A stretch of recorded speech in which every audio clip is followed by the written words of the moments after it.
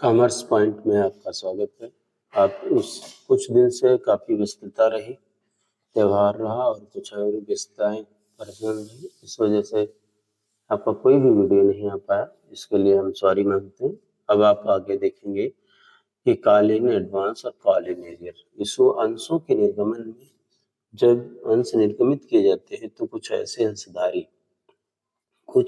अंशधारी जो समय से पूर्व ही पूरी बकाया राशि या कुछ बकाया राशि को अंशों में जो आगे मिलनी है पैसा, जो भविष्य में पैसा मिलना है, उसकी राशि को वो पहले ही दे देते हैं।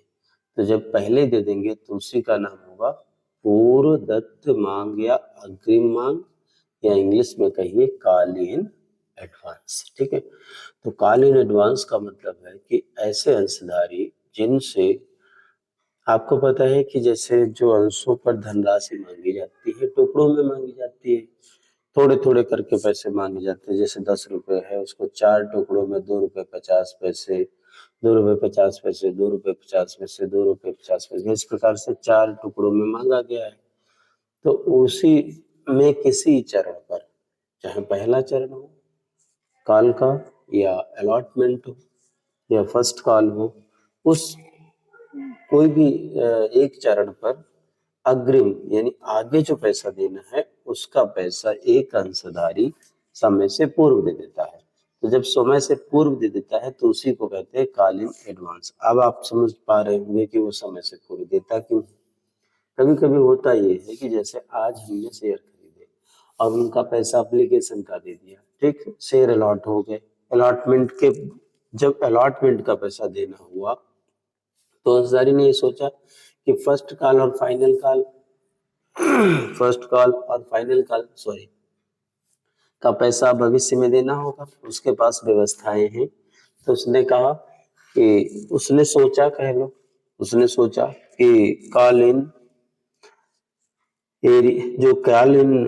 फर्स्ट कॉल है, सेकंड कॉल है, उसका धन अगर हम इस समय अलॉटमेंट पर ही दे दे तो भविष्य में पैसा नहीं देना पड़ेगा और उसे हो सकता है अंतर नियमों के हिसाब से कोई ब्याज भी मिल जाए। तो यदि पैसा होता है तो वो व्यक्ति भविष्य में पैसा देना पड़ेगा, व्यवस्था आज है तो कहते हैं चलिए पैसा आज पूरा दे देते हैं, और उसके बाद भविष्य में कौन काल कब फर्स्ट काल कब फाइनल काल होगी तो उस समय पैसा देना होगा।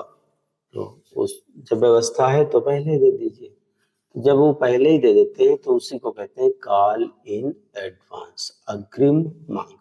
तो आप पुस्तकों में इन्हें कैसे दिखाते हैं, इनका क्या ट्रीटमेंट होता है, ये इस प्रकार का क्वेश्चन आपका बोर्ड में आता है तो आप उसको बोर्ड में ध्यान में रखते हुए इसको कॉल इन एडवांस को आप यहाँ पे समझेंगे। तो जैसे जो धन मिलता है, अगर अग्रिम पैसा मिल रहा है तो आपको पता है कि जब पैसा पहले ही मिल जाएगा तो उसको हम क्या कहेंगे, क्रेडिट करेंगे। क्या करेंगे, क्रेडिट करेंगे। ठीक है। तो कॉल इन एडवांस जब मिलता है, जब प्राप्त होता है, जैसे फर्स्ट कॉल का पैसा यदि अलॉटमेंट पे मिल गया तो अलॉटमेंट पर जब होने वाली एंट्री की जाती है, कह सकते हैं आप बैंक की जो एंट्री की जाती है उसी पर कॉल्स इन एडवांस को क्रेडिट किया जाता है। ठीक है, ध्यान क्या रखना है, कॉल इन एडवांस को क्रेडिट किया जाता है। ठीक है, आप स्क्रीन पर देख रहे होंगे कि लिखा होगा कि हम सेकंड पैरा को पढ़ रहे हैं। इस अग्रिम प्राप्त राशि से अग्रिम प्राप्त मांग खाता क्रेडिट किया जाता है, बैंक खाते को डेबिट किया जाता है। ठीक, तो जब पैसा मिला तो bank account debit to call in advance, ये अलग से जनरल एंट्री करने की आवश्यकता नहीं है। आपको संबंधित कॉल पर जब पैसा मिल रहा है उसी के साथ आप दिखाएंगे। ठीक, तो कैसे दिखाएंगे ये आप आगे जब कोई न्यूमेरिकल क्वेश्चन अभी करा रहे हैं तब आपको समझ में आ जाएगा। उसके बाद याचना देय होने पर, अब याचना मीन्स जैसे फर्स्ट कॉल का पैसा यदि अलॉटमेंट पे मिल गया था तो अलॉटमेंट पे आपने जनरल एंट्री की थी bank account debit to call in advance, संबंधित जो अलॉटमेंट का पैसा मिला था। उसके बाद आपको पता है कि जब वो पैसा पहले दे चुका है तो जब कॉल की जाएगी वो उस समय धनराशि नहीं देगा, तो उस समय जो बैंक की एंट्री होगी उसी में कॉल एडवांस को डेबिट कर दिया जाएगा। कहने का मतलब है एक बार कॉल एडवांस जब मिलता है तो क्रेडिट, और जब वह नहीं मिलेगा यानी चूंकि पैसे पहले पैसा मिल चुका है तो संबंधित कॉल पे उधर नहीं देगा, तो उस समय कॉल इन एडवांस को डेबिट किया जाता है। ठीक है, इतना आपको समझना है। अब आपको समझना है कि जो कॉल इन एडवांस होता है उस पर यदि पैसा पहले मिल गया और कंपनी के अंतर्नियम में कोई व्यवस्था इस टाइप की है जिसमें उस अग्रिम मांग पर ब्याज देना है, ब्याज दे, इंटरेस्ट का पेमेंट होना है, तो इंटरेस्ट का पेमेंट यदि होना है तो उस पे इंटरेस्ट पेमेंट सामान्यतः यदि कोई ब्याज की दर नहीं निर्धारित है तो 12% माना जाएगा। 12% मीन्स वार्षिक 12% की दर से ब्याज देय होगा। ठीक, तो इसके बाद अगली स्लाइड पे हम चलते हैं, उसमें देखते हैं कि कॉल इन एडवांस पर ब्याज को कैसे दर्शाया जाता है।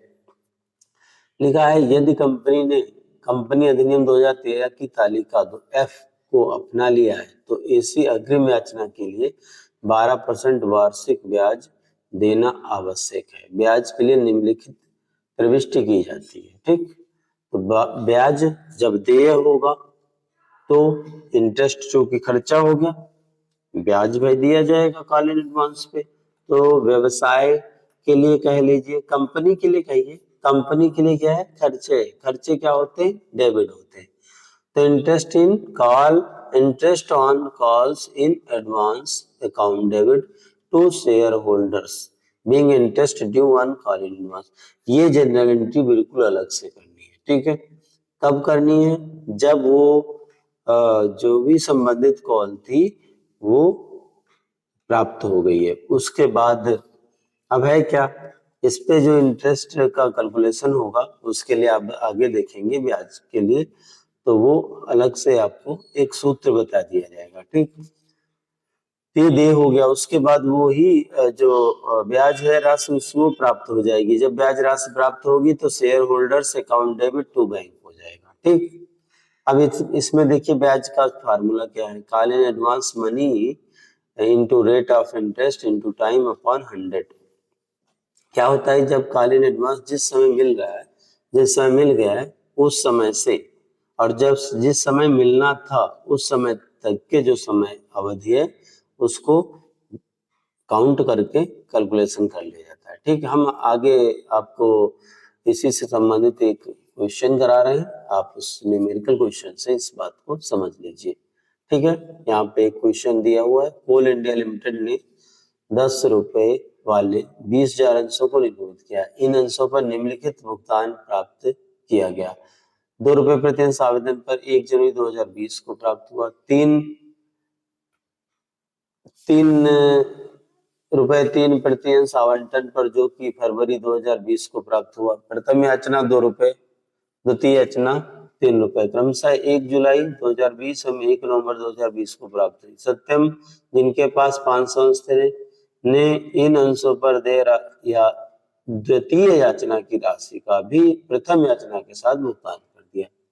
अब यहाँ पे क्या है, द्वितीय याचना का राशि का भुगतान प्रथम याचना पे किया है, तो प्रथम याचना कब दे है, 1 जुलाई 20, द्वितीय याचना कब दे है, 1 नवंबर 2020। ठीक, तो 1 जुलाई 20 से 1 नवंबर 2020 जो धनराशि 1 नवंबर 2020 को मिलनी थी वो मिल गई 1 जुलाई 2020 को। तो जुलाई, अगस्त, सितंबर, अक्टूबर, नवंबर से तो मतलब नहीं 1 नवंबर है, 4 महीने का ब्याज कैलकुलेशन किया जाएगा।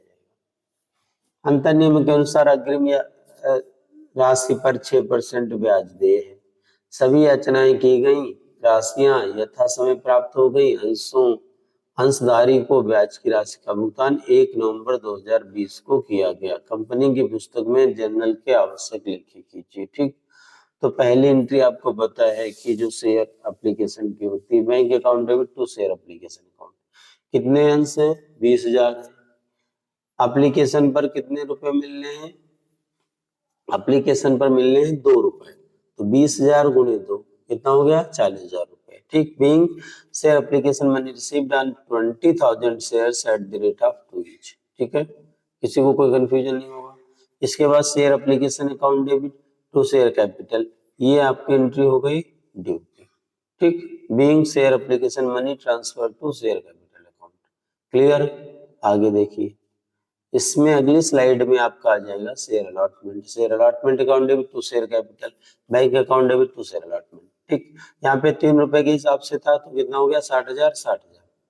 अब देखिए फर्स्ट कॉल ड्यू की गई, sorry, share first call account debit to share capital, 2 रुपए के हिसाब से फर्स्ट कॉल है तो 40,000 ड्यू हो गया।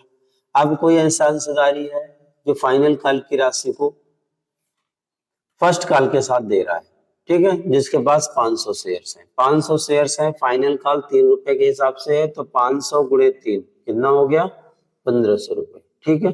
तो 1500 रुपए कॉल इन एडवांस हो जाएगा।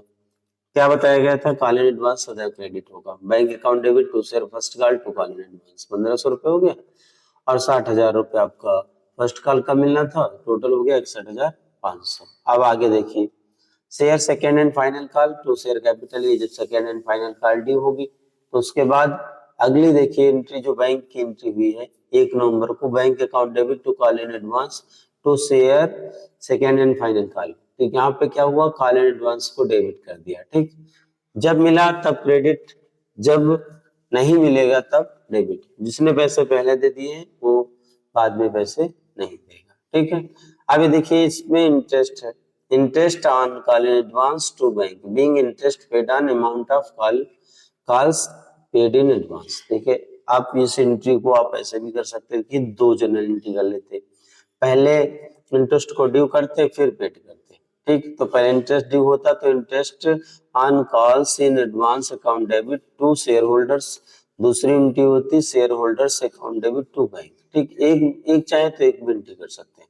उसके आधार पर आप देखेंगे कि नोट में जो दिया हुआ है 1500 रुपए का जो एडवांस हुआ था 1 जुलाई से 1 नवंबर अर्थात 4 महीने के लिए, जुलाई अगस्त सितंबर और अक्टूबर 4 महीने पर 6% की दर से ब्याज कैलकुलेट किया गया। 1500 गुणे 4/12, 12 मीन्स 12 महीने टोटल, गुणे 6/100 बराबर 30 रुपए कैलकुलेट हो जाएगा, ठीक। 2 जीरो कट जाएंगे, 6 से काट देंगे, 6 गुना 6, 6 दूनी 12, 2 2 दूनी 4, ठीक, 2 और 3 3 दूनी 6, 30 रुपए हो गया, ठीक है। तो इस प्रकार से आपने समझा कि कॉल इन एडवांस को पुस्तकों में कैसे दिखाते हैं और उसका न्यूमेरिकल क्वेश्चन के साथ आपने क्वेश्चन को कंप्लीट किया, ठीक है। अब हम अगले क्वेश्चन में आपको मिलेंगे कॉल इन एरियर के साथ और उसी में आपको बताएंगे कॉल इन एरियर का ट्रीटमेंट कैसे होता है, ठीक है। आप लाइक करते रहिए, सब्सक्राइब करते रहिए, कॉमर्स पॉइंट में बने रहिए और आपके हर पॉइंट का जवाब दे दिया जाएगा। यदि कोई वीडियो आपको पता आता है कि यदि कोई आपको टॉपिक ऐसा लगता है कि जिसको समझना मुश्किल है या आप कठिनाई महसूस कर रहे हैं तो आप कमेंट बॉक्स में उसको लिखिए, बताइए हमको और हम आपके क्वेश्चन को हल करके देंगे। हम सभी के जो भावनाएं हैं उनको समझते हैं, बीच में कोई गैप हो गया इसके लिए हम क्षमा प्रार्थी हैं और हम अगला वीडियो लेकर के कल आ जाएंगे, ठीक है। इसके लिए आपने इतनी देर वीडियो देखा, लाइक किया, सब्सक्राइब किया, बहुत बहुत धन्यवाद। फिर मिलते हैं अगले वीडियो के साथ। Thank you.